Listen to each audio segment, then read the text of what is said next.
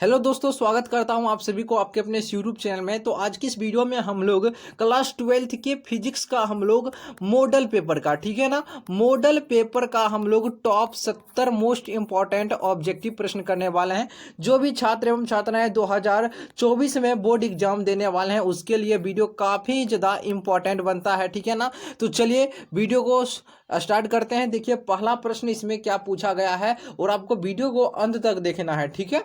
देखिए पहला प्रश्न है आपका, विद्युत क्षेत्र में एक आवेशित कण पर लगने वाला बल का मान होता है। और काफी ज्यादा वीवीआई प्रश्न बनता है, परीक्षा में पूछा जा चुका है।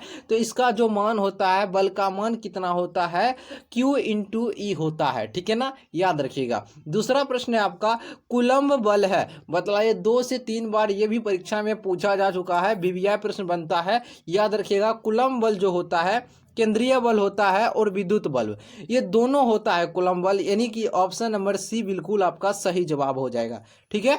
अगला प्रश्न देखिए, एक कूलम्ब आवेश बराबर डैश ई एस यू मात्रक में आपको बतलाना है कितना होता है।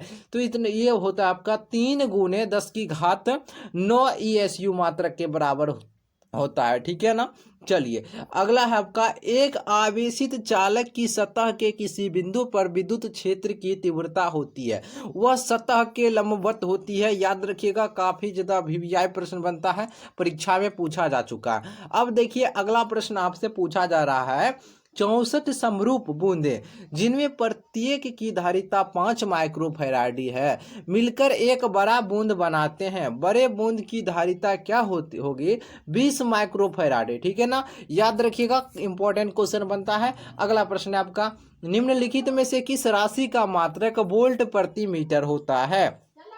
तो विद्युतीय क्षेत्र का जो मात्रक होता है ना, वो आपका वोल्ट प्रति मीटर होता है, ठीक है ना। चलिए अगर देखिए, अगर आपको वीडियो अच्छा लग रहा हो तो लाइक जरूर कीजिएगा, और इस चैनल पर जो भी स्टूडेंट पहली बार आया है ना, तो चैनल को जरूर सब्सक्राइब कर लीजिएगा ताकि आपका एक भी वीडियो छूटे नहीं, ठीक है ना। चलिए डियर, अगला प्रश्न आपसे देखिए क्या पूछ रहा है, एक आवेशित, क्या प्रश्न है आपका, एक आविष्ट खोखले गोलीय चालक के अंदर विद्युत क्षेत्र की तीव्रता आपको बतलाना है, इसकी तीव्रता शून्य होता है। देखिए अंदर और बाहर की बात जब भी बात आएगा ना, तो हमेशा आंसर याद रखिएगा शून्य ही होता है, ठीक है ना। अगला देखिए, एक समांतर पट्टिका संधारित्र की धारिताओं के लिए निम्नलिखित में से कौन सा मान है जो कि सही है। तो सही जवाब हो जाएगा आपका एप्सिलॉन नॉट, इसको पढ़ते हैं एप्सिलॉन, जीरो लगा देते हैं, एप्सिलॉन नॉट इंटू ए बट्टा में डी होता है। एक समांतर पट्टिका संधारित्र की धारिता के लिए कौन सा व्यंजक होता है, तो ऑप्शन नंबर बिल्कुल ए हो जाएगा, एप्सिलॉन नॉट ए बट्टे स्मॉल डी। अगला है, विद्युत विभव बराबर क्या होता है। विद्युत विभव बराबर जो होता है वह डब्लू बट्टा क्यू होता है, ठीक है ना, डब्लू बट्टा क्यू होता है विभव बराबर। अगला है, निम्नलिखित में से किस राशि का मात्रक वोल्ट प्रति मीटर होता है। तो अभी जस्ट किए हैं विद्युतीय क्षेत्र का मात्रक, ठीक है ना। अगला चलिए, अगला प्रश्न है आपका, विद्युत द्विध्रुव के निरक्षीय स्थिति में विद्युत विभव का व्यंजक क्या होता है। देखिए निरक्षीय स्थिति में शून्य हो जाता है, याद रखिएगा शून्य होता है। अगला है, दो समान धारिता सी वाले संधारित्र को समांतर क्रम में जोड़ना है। दो गो समान धारिता है और दोनों सी वाला है, ठीक है ना, समान है, इसको समांतर क्रम में जोड़ने पर उसकी समतुल्य धारिता क्या हो जाएगी, इसकी समतुल्य धारिता 2C हो जाएगा, एक सी और एक सी समांतर क्रम में डायरेक्ट जोड़ देते हैं, यानी ऑप्शन नंबर बिल्कुल ए हो जाएगा, क्या हो जाएगा, ए नंबर। अगला है, कार्बन प्रतिरोध का रंग कोड में पीला रंग का मान क्या होता है। तो बतलाइए, इसके लिए ट्रिक आपको बतलाए हैं, BB रुआई GB, है ना, बतलाए है ना। देखिए और जीरो से आपको लिखना है, 0 1 2 और 3 4 5 6, ये क्या है, यानी अगर आपसे पूछेगा ना, देखिए अभी किसका पूछा है, पीला का। देखिए वाई मतलब होता है येलो, येलो मतलब होता है पीला, तो पीला रंग का पूछेगा ना, तो पीला रंग के सामने वाई के सामने कौन है, 4, तो पीला रंग का मान हो जाएगा आपका 4, यानी कि ऑप्शन नंबर डी। समझ रहे हैं। चलिए तो चलिए बतलाइए। अगर आपसे अगर बी इस बी मतलब कहिएगा पहले ब्लैक, ठीक है ना, पहले ब्लैक, ब्लैक का पूछेगा तो 0, फिर बी मतलब ब्राउन हो जाएगा 1, आर मतलब रेड, ओ मतलब ऑरेंज, फिर जी मतलब हो जाएगा ग्रीन यानी हरा रंग का पूछेगा 5, फिर लास्ट में याद रखिएगा ब्लू नीला रंग का 6। ठीक है ना, ये आपको बहुत बार बतला चुके हैं, याद रखिएगा। चलिए अगला प्रश्न है आपका, विद्युत वाहक बल की इकाई क्या होती है? इसकी इकाई होता है वोल्ट। वोल्ट मीटर मापता है, ये विभवांतर को मापता है, ठीक है ना, विभवांतर को। अगला है, एक चालक में 3.2 एम्पियर की धारा प्रवाहित हो रही है। इस चालक के किसी अनुप्रस्थ काट के आर पार प्रति सेकंड कितने इलेक्ट्रॉन प्रवाहित हो रहे होंगे? तो इसमें जो है ना 2 × 10⁻19 इलेक्ट्रॉन प्रवाहित हो रहा होगा, ठीक है ना। अगला प्रश्न देखिए, प्रश्न है आपका, विद्युत परिपथ किसी बिंदु पर सभी धाराओं का बीजगणितीय योग क्या होता है?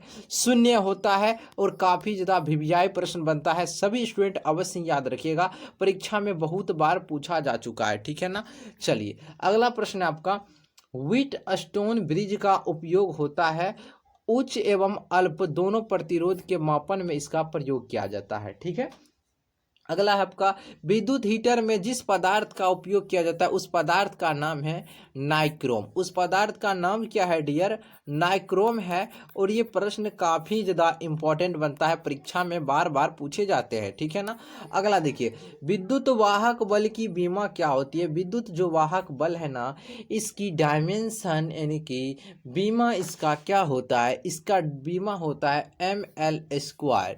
क्या होता है? ml² T⁻⁻3 और A⁻⁻1। याद रखिएगा, ml², T⁻⁻3, A⁻⁻1। अगला है, शोषित विद्युत ऊर्जा होती है, यह विभवांतर के वर्ग के समानुपाती होता है। विभवांतर के वर्ग के समानुपाती। व्हीटस्टोन सेतु से तुलना करता है, ये तुलना करता है प्रतिरोध का, तुलना करता है किसका? प्रतिरोध का। अगला है, अनुपात 3:4 के 2 प्रतिरोध समांतर क्रम में जुड़े हैं तो उनमें उत्पन्न ऊष्मा परिणामों का अनुपात क्या होगा? सिर्फ आपको उल्टा कर देना है। क्या कर देना है? उल्टा कर देना है। तो सही जवाब आपका 4:3 हो जाएगा। इसे 3:4 है तो इसको आपको उल्टा कर देना है। तो उल्टा कीजिएगा तो 1/, क्या हो जाएगा? 3, रेशियो कितना हो जाएगा? 1/4 हो जाएगा। फिर क्रॉस गुना कीजिएगा, हो जाएगा कितना हो जाएगा? तो 4:3 हो जाएगा, ठीक है। तो ऑप्शन नंबर बिल्कुल ए हो जाएगा। सीधा पलट दीजिए, समझ नहीं आ रहा तो अगला चलिए, लंबे सीधे चालक से I एम्पियर धारा प्रवाहित होने से इसके आर दूरी, क्या पूछ रहा है? इसके आर दूरी पर चुंबकीय क्षेत्र होता है। इसके आर दूरी पर चुंबकीय क्षेत्र होता है, इसके आर दूरी पर चुंबकीय क्षेत्र होता है μ0। इसको पढ़िएगा μ0/4π, ठीक है ना। इंटू 2I/r होता है, ठीक है ना। तो सही जवाब ऑप्शन नंबर ए बिल्कुल सही जवाब हो जाएगा। अगला प्रश्न है, समरूप वेग से चलायमान आवेश उत्पन्न करता है, ये उत्पन्न करता है विद्युत चुंबकीय क्षेत्र को। अगला है, एक गतिमान स्वतंत्र आवेश उत्पन्न करता है, ये उत्पन्न करता है स्थिर विद्युत क्षेत्र और चुंबकीय क्षेत्र दोनों, ठीक है ना डियर। अगला प्रश्न देखिए, आदर्श वोल्ट मीटर का प्रतिरोध होता है। आदर्श लगा दिया है तो याद रखिएगा, आदर्श वोल्ट मीटर का प्रतिरोध अनंत होता है। अगर आपसे पूछता है वोल्ट मीटर का प्रतिरोध होता है तो वोल्ट मीटर का प्रतिरोध होता है बहुत अधिक। क्या होता है? बहुत अधिक होता है, बहुत अधिक होता है। अगर इसी में अगर आपसे आदर्श लगा दिया है ना, आदर्श वोल्ट मीटर का प्रतिरोध होता है तो वोल्ट मीटर का प्रतिरोध होता है अनंत, ठीक है ना। याद रखिएगा, दोनों प्रश्न को इंपॉर्टेंट बनता है। अगर आपसे पूछता है ना आदर्श ए मीटर का प्रतिरोध होता है, अगर पूछता है आदर्श ए मीटर का प्रतिरोध होता है तो कहिएगा 0 होता है। क्या होता है? 0 होता है। अगर आपसे पूछता है, सिर्फ इस तरह से पूछता है ए मीटर का एमीटर का प्रतिरोध होता है तो कहिएगा बहुत कम होता है। क्या कहिएगा? बहुत ही कम होता है। ठीक है, तो चलिए, तो इसका सही जवाब हो जाएगा अनंत। अगला है, अनुचुंबकीय पदार्थ की प्रवृत्ति होती है, ये स्थिर होती है। ठीक है डियर, अगला प्रश्न है, पृथ्वी के चुंबकीय क्षेत्र BH क्या है? BH में यदि किसी चुंबकीय सुई के दोलन की गति, दोलनी गति क्या है आपका? इसका दोलन की गति, दोलन की आवृत्ति n हो, दोलन की आवृत्ति क्या हो? n हो, तो n² जो समानुपाती होता है BH की। याद रखिएगा डियर, काफी ज्यादा भिभिया प्रश्न बनता है। अगला है आपका, यदि डेल्टा किसी जगह का नमन कोण है तो tan डेल्टा का व्यंजक क्या होता है? BV/BH होता है। ठीक है ना, BV/BH। ऑप्शन नंबर ए बिल्कुल सही जवाब हो जाएगा। अगला प्रश्न देखिए, प्रश्न है आपका, एक सीधा चालक छर पूर्व पश्चिम की ओर से क्षैतिज स्थिर रखा गया है, इसे गिरने के लिए छोड़ दिया जाता है, इसके सिरों के बीच विभवांतर क्या होता है? डियर, इसके सिरों के बीच विभवांतर बढ़ जाता है। ठीक है ना, विद्युत चुंबकीय तरंग में विद्युतीय एवं चुंबकीय क्षेत्रों के बीच कलांतर क्या होता है? कलांतर 90 डिग्री होता है। कितना होता है? π/2, इसको कहते हैं 90 डिग्री। ठीक है ना, चलिए अगला है, चुंबकशीलता की बीमा क्या होती है? चुंबकशीलता की बीमा क्या होती है? याद रखिएगा, चुंबकशीलता की बीमा mLT के पावर -2 I के पावर -2 होता है। ये चुंबकशीलता की डायमेंशन सूत्र हो जाएगा। अगला देखिए, प्रश्न है आपका, चुंबकशीलता के लिए निम्नलिखित में से कौन सा संबंध है? म्यू बराबर होता है आपका B/H। क्या होता है डियर? B/H होता है। याद रखिएगा, प्रश्न काफी ज्यादा भिभिया प्रश्न बनता है। ठीक है, चलिए अगला प्रश्न है आपका, 1 हेनरी बराबर क्या होता है? 10⁻³ मीटर हर्ट्ज होता है। क्या होता है? 10 की यानी कि 1000, 10⁻³ मतलब 1000 मीटर, H मतलब हर्ट्ज यानी कि आवृत्ति। ऑप्शन नंबर बिल्कुल ए नंबर राइट जवाब हो जाएगा। अगला है, किसी प्रत्यावर्ती परिपथ में धारा का मान दिया गया है तथा विभव का भी मान दिया गया है, इतना है। परिपथ की शक्ति इसमें कितना होगा? परिपथ में इसकी शक्ति क्या होगा? इसकी शक्ति डियर हो जाएगा 0।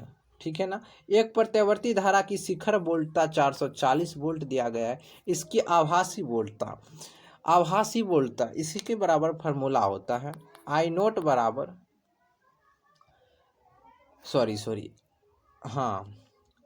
क्या होता है? I0 बराबर √2 आभासी वोल्टता बराबर फार्मूला निकल करता है। क्या होता है? आभासी V0 बराबर आपका होता है फार्मूला I0/√2। ठीक है ना, ये फार्मूला होता है। I0 का मान इसमें 440 रखिए और √2 नीचे लिख दीजिए। बस I0 का मान देखिए 440 लिखिए, यहाँ पर लिखिए 440/√2। अब देखिए क्रॉस हर का परमेयकरण कर दीजिए, हर का परमेयकरण। देखिए ऊपर वाला गुना होता है और नीचे वाला गुना होता है। हर का परमेयकरण आप सीखे होंगे, तो आपका क्या हो जाएगा? 440/2 हो जाएगा। अब बट्टा √2 का गुना √2 के साथ करते हैं, √2 का गुना √2 के साथ करते हैं तो 2 आता है। ठीक है ना, अगर आप √2 का गुना √2 के साथ करते हैं तो कितना आता है आंसर? इसका 2 होता है। बच्चे से पढ़ते आ रहे हैं तो इसका आंसर 2 होगा। फिर 2 से इसको काट दीजिए तो कितना हो जाएगा? 2 दूनी 4, 2 दूनी 4 है 0, 220/2 आपका आंसर हो जाएगा। तो ऑप्शन नंबर आपका बिल्कुल सी सही जवाब हो जाएगा। चलिए अब देखिए, अभी 37 नंबर प्रश्न किए और 38 नंबर में वही उसका प्रश्न दिया गया। आभासी धारा बराबर क्या होता है? तो शिखर धारा, देखिए है ना क्वेश्चन, फार्मूला शिखर धारा बट्टे √2। शिखर धारा को I0 से सूचित करते हैं और इसे √2। सही जवाब ऑप्शन नंबर बिल्कुल सी हो जाएगा।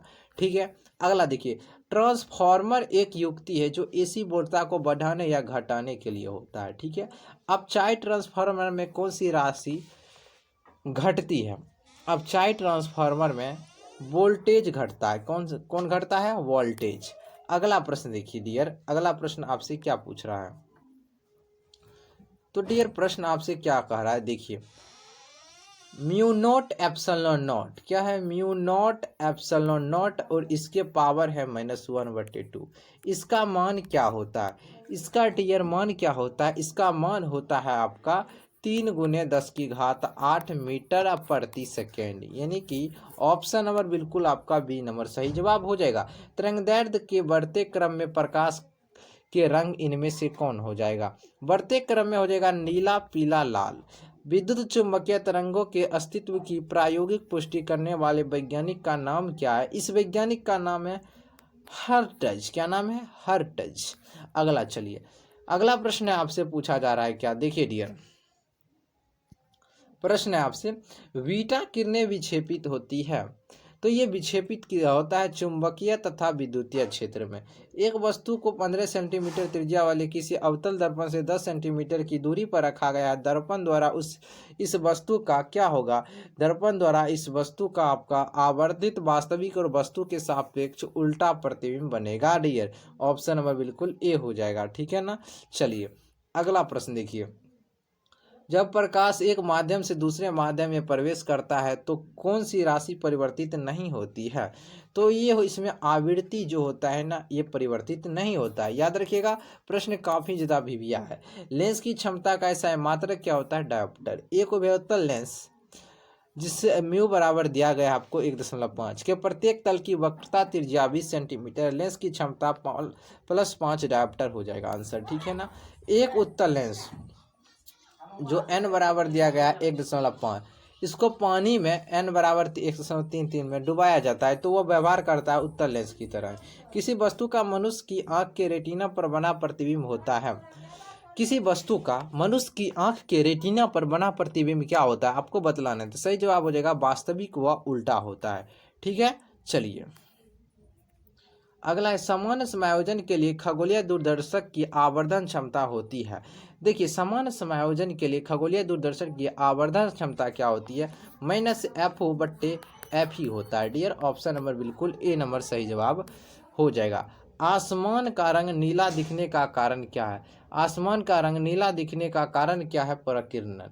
औसत रंग जिसको पीला रंग को कहते हैं के अपवर्तनांक के लिए निम्नलिखित में से कौन सा है, औसत रंग के अपवर्तनांक के लिए व्यंजक क्या होता है, इसके लिए डियर व्यंजक होता है म्यू बराबर μr प्लस μv बट्टा 2 होता है। याद रखिएगा, μr बट्टे μv काफ़ी ज़्यादा भिविया प्रश्न बनता है, ठीक है ना। चलिए अगला प्रश्न है, उत्तल लेंस द्वारा निम्नलिखित में से कौन सा दृष्टि दोष दूर किया जाता है, उत्तल लेंस के द्वारा कौन सा दृष्टि दोष को दूर किया जाता है डियर, दूरदृष्टि दोष। निम्नलिखित में से कौन सा कथन इनमें से सही है, तो कथन इनमें से कौन सा सही है, पढ़िए सभी को। तो सही जवाब आपका इन प्रयुक्त सभी हो जाएगा, इस सभी कथन आपका बिल्कुल सही है। अगला देखिए, निम्नलिखित में से किस भौतिक राशि का पुनर्वितरण प्रकाश का व्यतिकरण होता है। देखिए, तो प्रकाश का व्यतिकरण होता है, किस भौतिक राशि का पुनर्वितरण प्रकाश के व्यतिकरण के द्वारा होता है, बतलाए। तो सही जवाब आपका हो जाएगा ऑप्शन नंबर बी, तीव्रता का। इनमें से कौन आवेश रहित है, देखिए फोटोन कण हो जाएगा आपका सही जवाब, क्या हो जाएगा, फोटोन कण। चलिए डियर अगला प्रश्न देखिए, प्रश्न आपसे पूछा जा रहा है, फोटोन का विराम द्रव्यमान होता है, फोटोन का विराम द्रव्यमान 0 होता है, क्या होता है, 0 होता है। याद रखिएगा, प्रश्न भिविया बनता है। सूर्य के प्रकाश का स्पेक्ट्रम होता है सतत होता है। अब देखिए प्रश्न आपसे पूछा जा रहा है, थोरियम। देखिए एलिमेंट आपका थोरियम दिया गया है TH, इसका एटॉमिक नंबर आपको दिया गया है 19, और एटॉम ये आपका परमाणु द्रव्यमान संख्या वेट इसका दिया गया है कितना, 230 दिया गया है। इसमें आपको न्यूट्रॉन की संख्या ज्ञात करना है, तो इसके बराबर फार्मूला होता है द्रव्यमान संख्या घटे परमाणु संख्या। तो द्रव्यमान संख्या में से 230 में से घटा दीजिए 90, तो आपका आंसर आ जाएगा। घटाने पर आंसर आपका आ जाएगा कितना, आप ही बताइए, 140 आपका आ जाएगा आंसर। कितना आ जाएगा, घटा दीजिए, आपका आंसर 140 आ जाएगा। निम्नांकित में से मूल कण नहीं है, देखिए मूल कण नहीं है तो अल्फा कण हो जाएगा। द्विधारी अंक इसका दशमलव पद्धति में मान क्या होगा, तो निकाल लीजिए, बहुत ही आसान है। तो सही जवाब हो जाएगा 21 का निकालिएगा तो आ जाएगा इतना, निकालना है तो निकाल लीजिए। 21 है, इसमें भाग लगाते चलिए 2 से, तो 2 इसका आधा हो जाएगा कितना, 11 दूनी 22, 10 दूनी 20, और शेष फल बचा 1। तो शेष फल को इस साइड लिखा जाता है, अगर आप पढ़े होंगे तो आपको ज्ञात होगा। फिर 2 से लेगा ये 2 पंचे 10, शेष फल कितना बचा 0, तो 0 को इधर लिखना है। फिर 2 से लेगा 2 दूनी कितना हुआ 4, और शेष फल कितना बचा 1, समझ गए। फिर 2 एकम 2, 2 एकम 2, शेषफल कितना 0, और नीचे से लिख दीजिए 1 0 1 0 1। देखिए आ गया 1 0 1 0, सही जवाब आपका क्या हो जाएगा 21 हो जाएगा। नोट के गेट बनाने के लिए उपयोग होता है, नोट गेट बनाने के लिए उपयोग होता है एनपीएन ट्रांजिस्टर जिसका उत्सर्जक उभयनिष्ठ हो। ऑप्शन नंबर बिल्कुल आपका ए नंबर सही जवाब हो जाएगा। अगला देखिए, नैंड गेट के लिए बुलियन व्यंजक क्या होता है। अगर आपको एंड गेट का मालूम है, ठीक है ना, एंड गेट का क्या होता है, ए डॉट बी बराबर वाई होता है, और अगर इसमें नैंड गेट लगा देते, इस पर रैकरिंग चढ़ा दीजिए, बस यही आपका आंसर हो जाएगा। तो ऑप्शन नंबर ए हो जाएगा। डायोड का उपयोग करते हैं, दिष्ट कार्य की भांति इसका प्रयोग करते हैं, ठीक है। अगला देखिए, निम्नलिखित में से कौन आवेशित नहीं है, आवेशित नहीं है, तो देखिए फोटोन आपका हो जाएगा। द्विधारी संख्या इसका दशमिक पद्धति में संख्या क्या होगा, बतलाइए किसका हो जाएगा सही जवाब। ऑप्शन नंबर से 9 का निकालिए, इतना आ जाएगा, ठीक है ना। चलिए अगला है, पृथ्वी के किसी स्थान पर एक टीवी प्रेस टावर की ऊंचाई 245 मीटर है, जितनी अधिकतम दूरी तक इस टावर का प्रसारण पहुंचेगा वह ये आपका 56 किलोमीटर आ जाएगा। फार्मूला होता है रूट अंडर 2HR, बस इस पर मान रख दीजिए, आंसर आ जाएगा, ठीक है ना। चलिए अगला है, देखिए प्रश्न आपसे प्रश्न पूछा जा रहा है क्या, पूर्व तरंगी दृष्टिकरण में यदि निवेश आवृत्ति 50 हर्ट्ज है तो निर्गम आवृत्ति, आपको बतलाना इसकी निर्गम आवृत्ति क्या होगा। निर्गम आवृत्ति इसका हो जाएगा कितना हो जाएगा, आप ही बताइए, 100 हर्ट्ज हो जाएगा। क्षीणता को मापने के लिए निम्नलिखित में से कौन सा मात्रक सही है, डेसिबल, क्या हो जाएगा डेसिबल, ऑप्शन नंबर ए, ठीक है ना। इस तरह से आपका 70 प्रश्न पूरा हुआ कंप्लीट। वीडियो अच्छा लगा तो लाइक कर दीजिएगा। सभी स्टूडेंट टेलीग्राम ग्रुप से ज्वाइन हो जाइएगा और व्हाट्सएप ग्रुप से, इसका लिंक डिस्क्रिप्शन बॉक्स में डाल देंगे। तो आज के लिए इतना ही।